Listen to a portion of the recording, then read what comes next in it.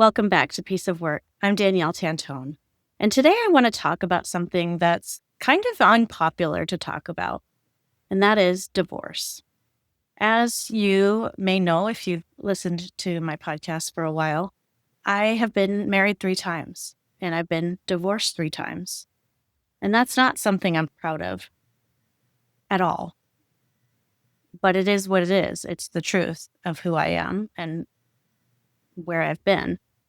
It's not something I say lightly and not something I did perfectly, but I have learned a lot. So I thought I'd share some of the things I learned and some of the stories that I've gone through. So for a little bit of quick context, every relationship is different, obviously. Some divorces are complicated and painful and require distance. And so I am not judging anyone else or claiming to have that everyone should do it my way. I just thought I'd share kind of an unpopular perspective around divorce. So, my first marriage, I was pretty young, although not super young. I was in my mid-20s. And we were together for a couple of years before we even got married. But we were only married for less than a year. We had no kids, so it was a pretty clean break. We really didn't have any assets. I paid him a little bit of money for a little bit of time to just help him get on his feet, and that was it. There was no reason to keep in touch, and I really never heard from him again, all these years. I realized this morning that it's been about 25 years since we got married, so I would have been married 25 years this year if we had stayed together. It's kind of sad, it'd be neat to have been married that long, but wasn't in the cards. That one was a short marriage. So I realized pretty quickly that it wasn't a good fit, that we just weren't right for each other and we didn't communicate well, and I had kind of rushed into it. So we got divorced. And after that one, I kind of frantically dated, I would say. It didn't feel frantic at the time. It felt like just kind of keeping myself busy and having fun, sowing my wild oats, so to speak. So I did that for a short while, and then I met my second husband, and he was really different. He was a born-again Christian who was saving himself for marriage, and I was obviously not that. I was raised Jewish, so I hadn't saved myself for marriage even before my first marriage, and I wasn't a Christian, so it was like very mismatched on paper. But I had a spiritual awakening and I became a Christian, and we just felt this connection, and I felt like it's what God was calling me to do, and that because I was a new creature in Christ, we had all the foundation that we needed and we can make this work. But really, and I explored this in depth in my first book, Piece of Work, a memoir, I was trying to be someone I wasn't. I was trying so hard to be this perfect Christian wife, and I just couldn't do it. So when the shit hit the fan, so to speak, I took all the blame for the fall of our marriage, and it was largely my fault, but nothing is ever 100% one person's fault. And what I learned was you can't build a marriage on becoming someone else, on trying to be who you're not. And taking all the blame isn't actually healthy or fair. Thankfully, I did make a decision that we had 2 kids together and we were going to be in each other's lives, whether we liked it or not, and that we had to put our love for the kids first. So I refused to let us harbor anger toward each other and to let that interfere with our parenting and with just the way we treated each other in front of the kids. I basically took what my mom had taught me, kill them with kindness, and took it to a new level. I just became super flexible, tried to just agree on most things. Thankfully, we really did agree on the most fundamental things about parenting. And I just tried to be flexible when I didn't, whether it was finances, whether it was sport, and activities that the kids did or didn't do. I just recognized really early on, and it was intuitive, that it wasn't worth fighting. And I should mention that in all three of my divorces, we never hired a lawyer. We did have, in all three, we had somebody help us with the paperwork, like a mediator of sort. In one case, it was an actual mediator. In the other two, it was either a paralegal or just a lawyer who wrote up the paperwork for us. And that helped because it's like you can get into like nitpicky fights about things, but we never went to court and we never fought over things. We just figured out a way to agree. And I think that if more people could do this, they'd save themselves so much money and time and stress and sadness and grief. I know it's not always possible. Some people, you can try all you want to be reasonable and they just won't. They refuse. But you have a lot more control. I don't like the word control because it kind of sounds like manipulation, but you have a lot more influence than you think based on how you act and how you behave. And you can't control another person's actions or reactions, but you can control your own. And when you refuse to engage in that fighting, and when you just decide that, yeah, you know what? I do think that I should have this money and you should have that money, and I should have this house and you should have that, whatever the case may be. You can dig your heels in and fight about it, but like usually when you do that, you end up losing. You end up both losing, and you end up spending so much money to have a lawyer tell you, no, you have this and you have that, or a judge. When if you can find a way to get past your own ego and your own childishness almost, you can realize that none of that really matters. I mean, in the big scheme of things, like, yes, it's money, and yes, you worked hard for it, and yes, it's not fair if that person gets some of your money that you worked hard for. But, at the same time, you once thought you were going to share your life with this person for the rest of your life. You once thought this was the love of your life, and they trusted that. And I'm kind of talking in generalities here, whether it's to the male or the female or the breadwinner or the non-breadwinner. I've seen it both ways.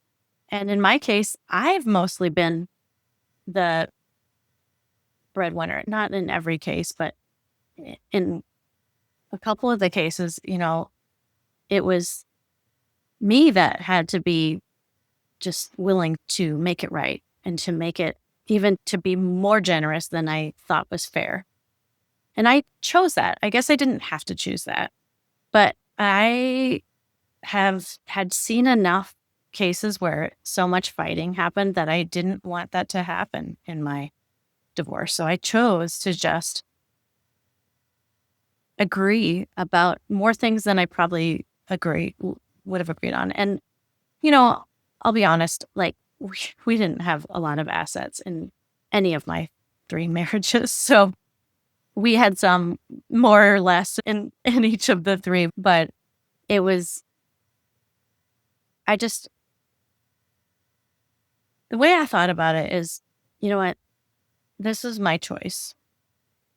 And I want to make it right. And I want to make it as painless as possible for both of us. Because again, I think I've said this already. This person is going to be in my life for the rest of my life, whether I like it or not. We have kids together. And so we might as well make it a friendship of sorts. So that's kind of my take. And it's, again, I do understand that it's not always possible. Sometimes you're just dealing with someone who's completely unreasonable, no matter how reasonable you are. But usually, if you are extra reasonable, they can come around. I think that's the key, is remembering that even though you might hate this person right now, or they might have betrayed you to such an extent that you harbor so much anger and hurt and resentment. They were once your love. They were once your person. And even though they're not that anymore, and you realize what a dreadful mistake you might have made, they're still, I think seeing that and remembering that is helpful because, and remembering that they're only human. Like, you may think they're a really shitty human, but they're still only human. And trying to see the best of them, believe the best of them goes a very long way. So that's the way I've always chosen to do it. And thankfully, in my choosing to do that, even though we're talking about 3 totally different people in different situations on my 3 divorces, my choice to be like that did affect how they in turn treated me. So it can have more influence than you think. All right. So then my 3rd marriage, I reconnected with Mike. We had gone to high school together. I ignored red flags. I mean, there were plenty of them. I rushed into that marriage for all sorts of reasons. And I kind of outline this again in the book. I mean, I go into depth about all of it. And I tried so hard to make it work. This part's not really in that memoir. It may be in a future memoir, but the main point is I could post on Facebook or talk to all of our mutual friends and family, and I could talk about how it really was and why I did this and why I chose to leave. But that's not really helpful because, again, this is the father of my youngest child. This is someone that I chose. And I tried for so many years to make it work. We were together for almost 10 years when I looked back at the last 10 years and I said, I cannot have the next 10 years look like these last 10. We just bickered and fought over all sorts of things. And I thought that pushing through was the best choice. I mean, obviously, I made a commitment. This was the 3rd time I had tried to make this commitment, and I was determined to make it work and couldn't make it work. And honestly, I probably stayed too long. My older children were affected quite a bit by it and, harbored a lot of anger toward me for staying as long as I did. But it was hard because it wasn't like 100% bad. And it wasn't like an obvious, oh, he's beating me, we better leave. It wasn't like that. And yet, staying isn't always the strong choice. Leaving can be the responsible choice. So, I tried and tried and tried. And even he would say that, I gave it a valiant effort. We just didn't communicate well. We didn't see eye to eye on a lot of important things. And ultimately, we are so much better as friends than as husband and wife. In many ways, he's still my person for a lot of things. I mean, sometimes it's something as simple as like fixing something on my cell phone or in my car. Sometimes it's really little things that he's just good at. And I love that he's still part of my life. And people look at us, his friends and mine, and they're like, how can you guys still be so close? How do you still spend so much time together? And the reality is we spend time together in small doses. And I think the truth is we still love each other. I love him maybe a little more like a brother. I mean, not exactly, obviously. He's my ex-husband. That would be weird if he was like my brother. But it's like that because like he can annoy the hell out of me. But in a loving way, in a way that's never going to make me stop loving him. And I think that's such a better place. I'm so glad that we're there instead of that fighting, we can't see each other. We can't stand each other. We hate each other. Again, he's going to be in my life forever. So how do I want that to look? And I love that we're able to go out to eat together with our daughter. We're able to choose peace. And even when we sometimes don't agree on how to move forward with a parenting question or a schedule question, we have to choose to compromise.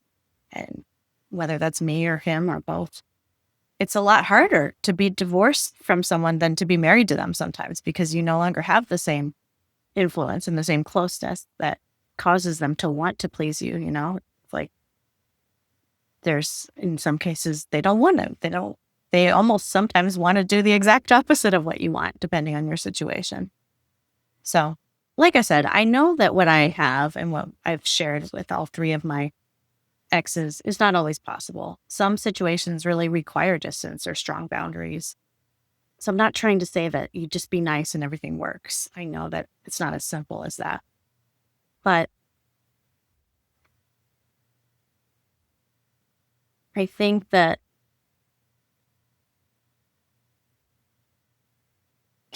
remembering why you loved them in the first place is helpful. And remembering, especially if you have children, that you created these human beings together is helpful. Understanding that things may come. If your kids are young, you may go through some really hard things, and you're going to have to go through them together. Not 100% together, not as if you're living together, but, my ex of my older two kids, we have navigated some really hard stuff the last couple of years. I've talked about that in some of the episodes. So I've been alone because I'm not with a partner now. I'm not married, but I have been navigating it with him and his wife. And that's something complicated, like there's a lot of nuances. So that's why I'm so grateful that we have always been amicable, and we've always been able to be maybe not friends, but co-parents, amicable co-parents, I guess. And then Mike and I have been able to have a level of friendship that's even more than just amicable. Like, we're truly friends. And that has been so great. Like, on holidays and birthdays, we just celebrated our daughter's birthday, and it was neat to be able to do it together. He came over for breakfast and was here with my mom. And, it means a lot to her. So it's neat to see how this one is different than the previous one. And it hasn't always been perfect, but I'm really proud of us. And I'm really grateful that it's been allowed to be like this. So that's all I wanted to share. I didn't get everything right, obviously, or I'd still be married. But I do feel peace with how I've walked through it. And that matters more to me now than being right ever did. Anyway, just wanted to share kind of a little heartfelt thoughts, some of my personal thoughts about divorce. I'm sure there's a whole bunch more that I should have, could have, would have said. And this is by no means saying that divorce attorneys are bad or anything like that at all. Another thing I want to say is that I still believe in marriage, and I am in no ways a proponent of divorce. I think that that's easy to misinfer from what I've shared. I do believe that marriage is supposed to be forever. I do believe that. I know it wouldn't seem like that when you look at my life, but I tried and I failed at marriage, but I think I've been pretty successful at divorce. Dubious honor, dubious quality, I guess. That is all. Thank you for listening. See you next time.